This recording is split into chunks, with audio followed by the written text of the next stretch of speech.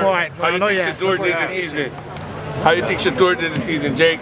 Say it again? How you think Shador did this season? Oh yeah, let's go. Shout out to Shador, shout out to the Cleveland Browns. Yeah, he really proved himself and started to play amazing and get the hang of it and get the pace of the NFL speed. And it's, you know, a really exciting future with him as the Browns quarterback. This question to both of you. Yeah, let's go. The way to enter this sport with the splash is something you guys have done. You guys have called yourself disruptors. We're now talking MMA.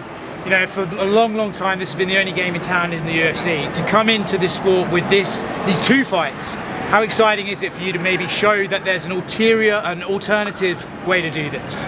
Yeah, it's very exciting. That's what we've always done, is break down barriers and be super disruptive and change the sports, combat sports world for the better. And I think this event is a statement. I think there's a lot of tension out there in the MMA world and a lot of fighters who want better opportunities.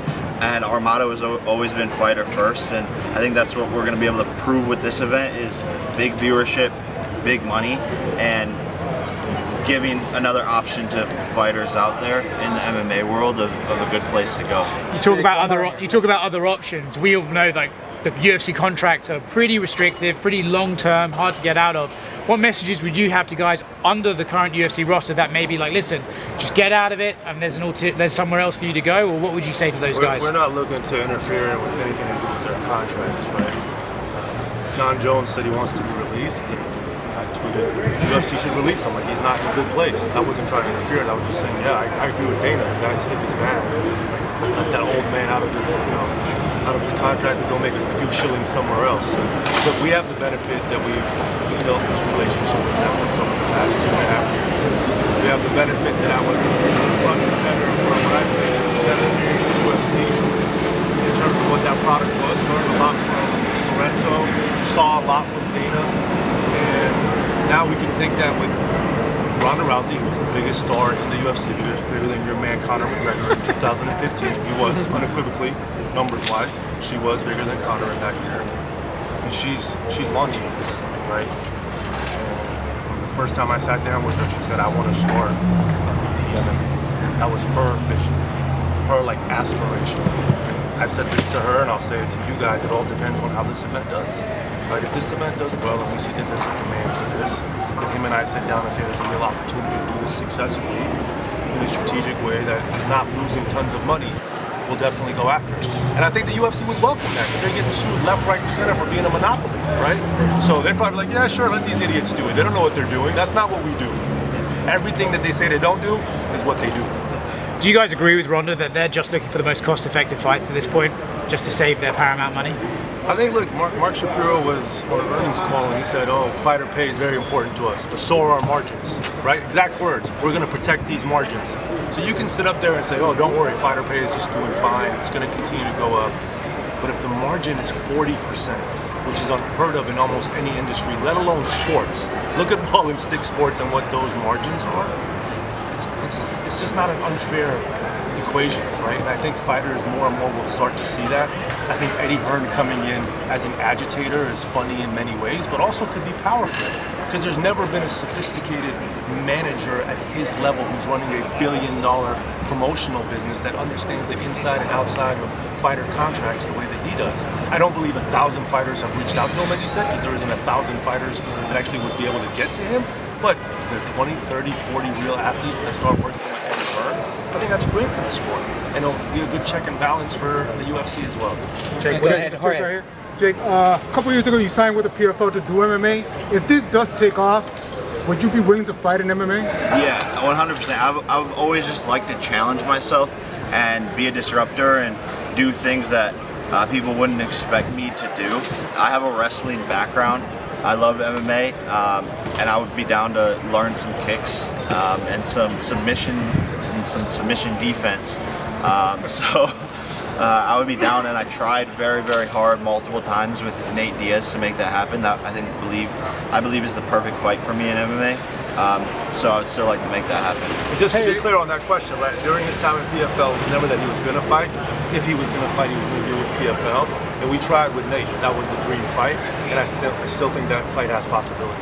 Jake, what do you think about Right here, go ahead. Kobe came with all the smoke fight. We asked Usyk last time we saw him if he would be willing to fight you, and he said he would in MMA. Would you be willing to fight him in MMA or boxing, and how do you think that would go?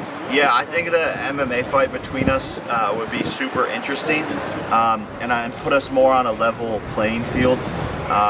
And I think it would be very, very difficult for me. Again, he has the height advantage, the weight advantage, and I think it would be very tough. But I would be down to give it a run for his money. Hey Jake, Ryan Garcia, have you seen, what do you think about Ryan Garcia's performance, and would you fight him again?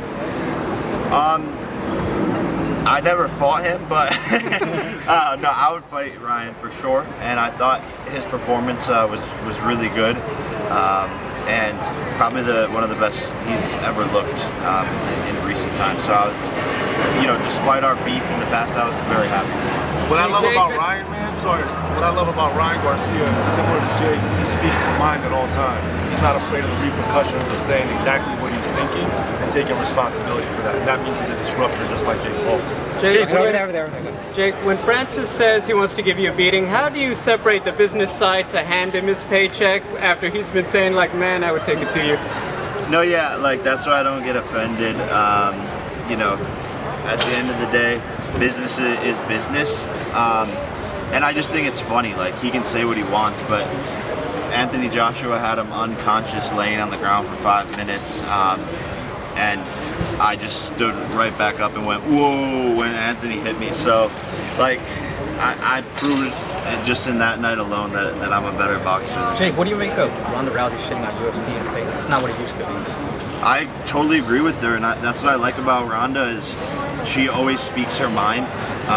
She doesn't give a fuck, and I'm the same way, and I've been saying it for a long time that the UFC is slowly turning into something that I'm not a fan of, and I used to be the UFC's biggest fan and follow all the fights and fighters and be excited and etc. And it just turned into something else. All right, one more question. What do you make about the beef between Eddie Hearn and Dana White? I think it's very entertaining, and I just think it's good content and good for both of their promotional abilities, and I think we'll see more UFC fighters go and sign with Eddie Hearn, which I think is a very smart move on their part. Who wins the boxing match between them? Eddie would definitely win. I think Dana destroys him. You really? Really? Dana destroys him. Bring him to the apex. Dana knows how to box. Eddie does not know how to box. Dana knows how to box. He was a kickboxing instructor, though. Yeah, he was Tybo. Jake had a few Emmys. Not Jake. Eddie had a few Emmys. I think Dana would destroy. Jake, was it true that Van Damme called you out?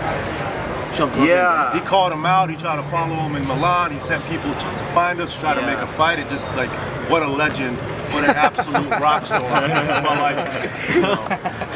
It's not going to happen. Yeah. Okay. All right, thank you, everyone. Thank you, everybody.